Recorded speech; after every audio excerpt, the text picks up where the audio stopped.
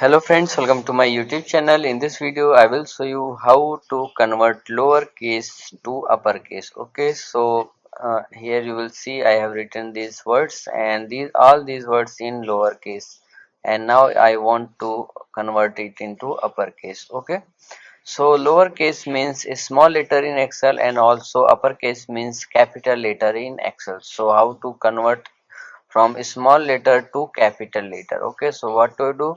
So first you have to just go to the cell where you want to convert it, equals to, then here you have to type uppercase, upper, only upper, and bracket open, then choose the word.